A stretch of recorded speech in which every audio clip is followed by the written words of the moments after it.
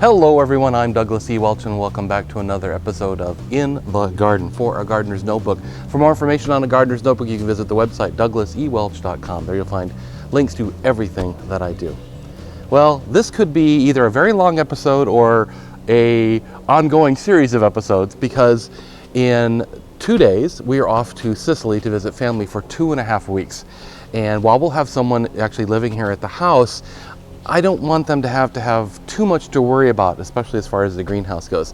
So I'm taking this opportunity kind of to take my mind off travel and airplanes and 13 hours of flight to clean out the greenhouse, pot on some of my successful experiments, and clean out some of my failed experiments. So that's what we're going to do today. First off is going to be the easiest one, which is these lettuce seedlings. This was some really old lettuce seed that we had in the garage in this case, and I just put it in a pan to see if it was going to grow. Of that, two plants of leaf lettuce grew up. We're going to actually take this in today and eat it as part of our lunch, maybe, or on a burger or something like that. So that's going to be the easy one to clean up, because we're just going to unpot those, eat them up, and get them out of the way. Next up, and I'll show you this in full a little bit later, these are another one of our volunteer tomato plants, or I should say forced volunteer tomato plants. These were tomatoes that were in the kitchen. We cut them up and noticed there was quite a few seeds. Much like the grape tomatoes, which we planted earlier and are growing gangbusters in the front yard, and you'll see those in a minute as well, these have grown tremendously quickly and well. These are, I think, healthier than transplants I've bought anywhere else, which is really scary.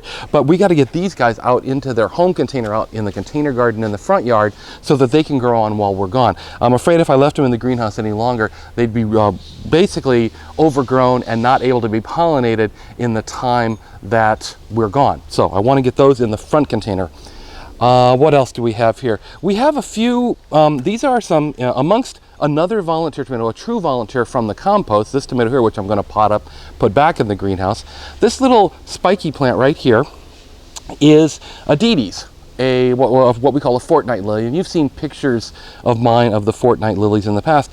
I just grabbed some seeds from one of our existing plants to see if they would germinate, and sure enough they did. I actually have 3 Dietes amongst other volunteers here. I have 3 Dietes plants growing, and what I think I'm going to do is I'm going to pot up this tomato seedling, pull out, I think this is a camphor tree seedling that got in here, pull him out and clean up these other things, and then put these back in the greenhouse to grow on further. They don't really need repotting just yet. Eventually these are going to go back out in the garden and start to green up the backyard here. So I think that's definitely one of my successful experiments there.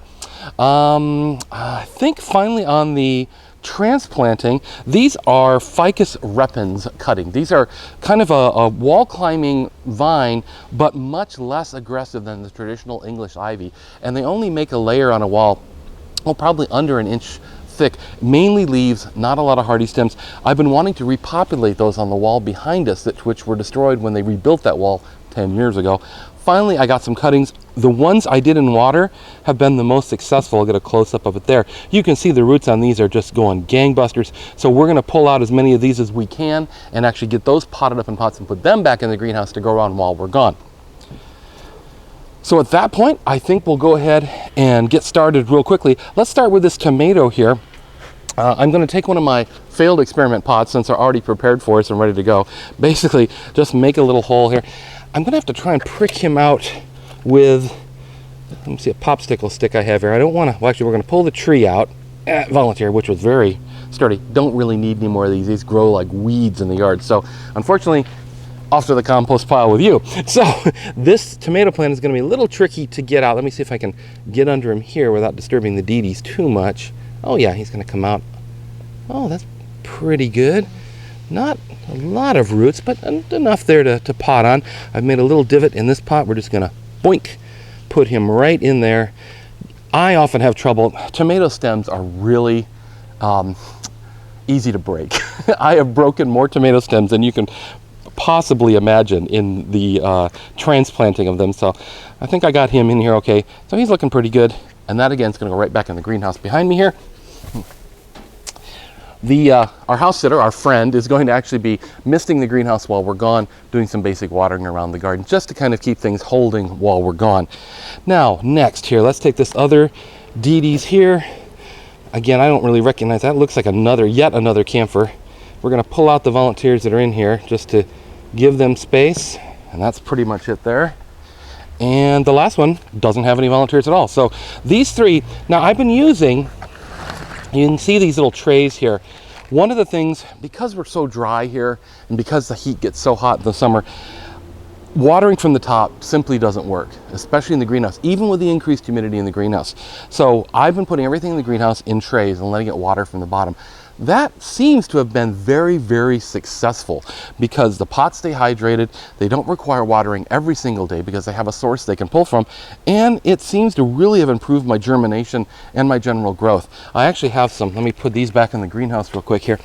I have these basil plants, which I've always had trouble with basil here in the garden, but these basil plants grown from seed have done amazingly well in the greenhouse. I'm almost afraid to bring them outside. We're going to prune them back a little bit more, get them to bush out a little bit more, which is something I tend to not take care of, but we actually used some of this the other day, and we're just going to keep cutting them back and letting them bush out and really get a really good plant before we even consider putting this anywhere in the garden proper. I'm really happy because, as I said, we've had issues growing basil here in the garden, and this is a tremendous success on that part. I have another pot in the greenhouse here as well. Okay, let's see here.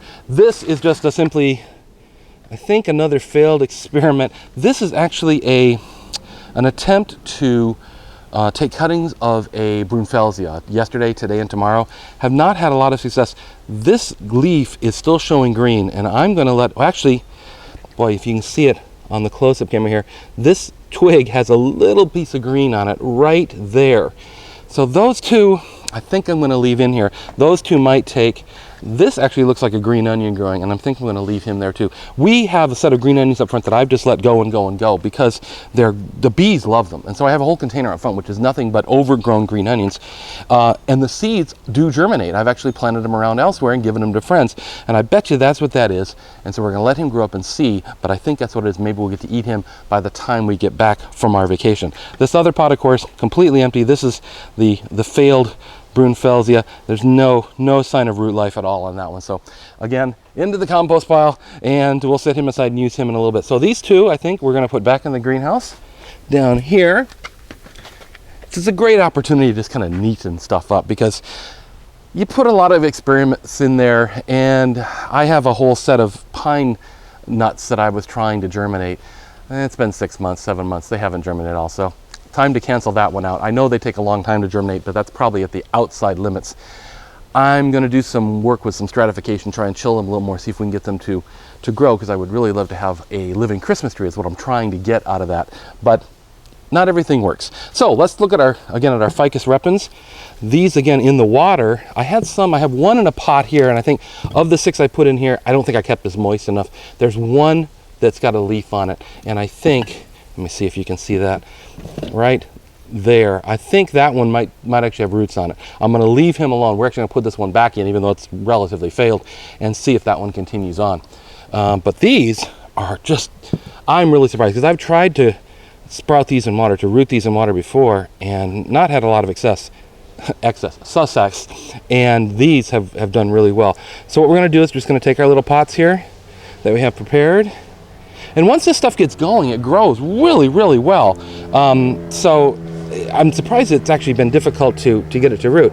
But we're just going to stick him in this pot. And these were in the greenhouse already with their underwatering, so the soil is actually nice and moist. And I'll just top up with some fresh soil on top. And so there's one. And let's see here. Here's another pot. And try to get one of the big ones here. Let's see. Don't want to break too many of them. It's pulling them apart. Trying to figure out where these two. There they go. Is that one? That's just one there, and you can just see the lovely roots in that. This thing, I think I'm going to have to actually. I think I need a bigger pot because he's got such deep roots. So what we're going to do is do this. Make a nice little hole. Get all those roots down in that pot and tuck him back in there. Then we'll water all these in from the top and then put them back in a tray like you see here to make sure they get under watering over. That's probably the most successful one. That's the biggest one. I think I just took a bigger cutting on that one. Okay, well that's great.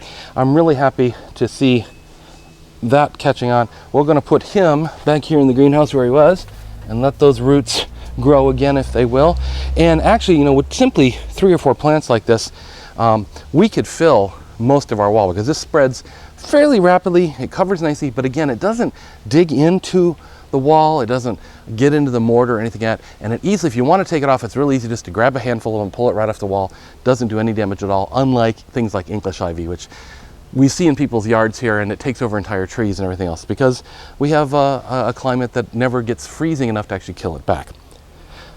Okay, so that's, I think, about it here on our bench. One last thing to show off. Behind me, you might see the larger epiphyllums back in the back there. These are, I originally got these epiphyllum cuttings from a friend.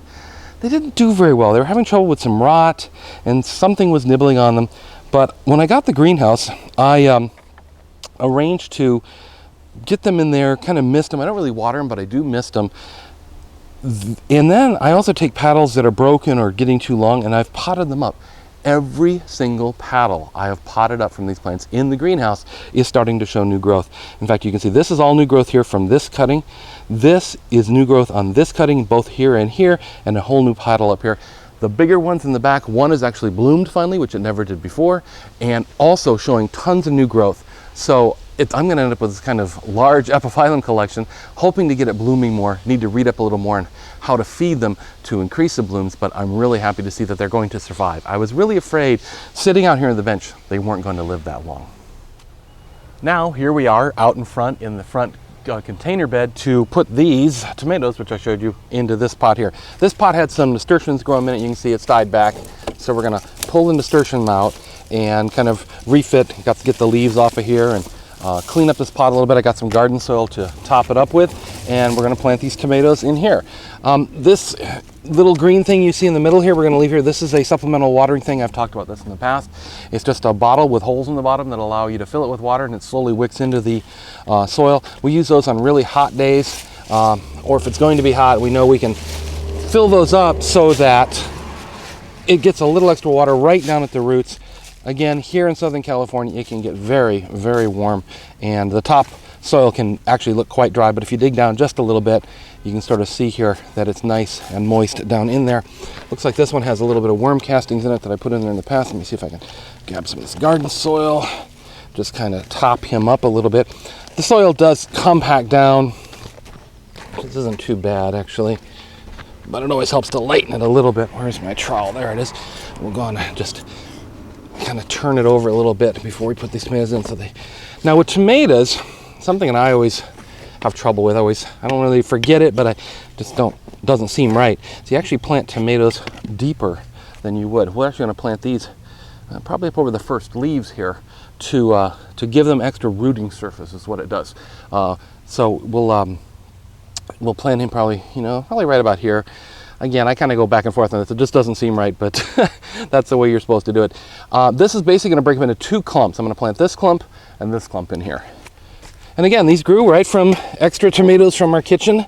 I still don't believe it works. I'm very happy with how robust these seedlings are, and very surprised how robust they are. We'll see how they fruit. Unfortunately, we're getting some high temperatures, and it's been my reading to understand that tomatoes do not like to pollinate above 90 degrees, and unfortunately that temperature is exactly what's coming in the next week. So the one behind me here, I don't know if you can zoom in on these flowers in the back here.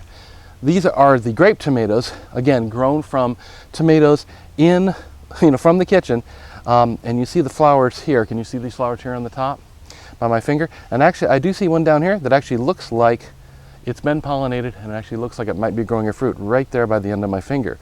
So, and I see another one up here on the top flower. So again, really, really happy with that. But let's get these guys in the ground here. So let me see, I think we'll do one on this side first.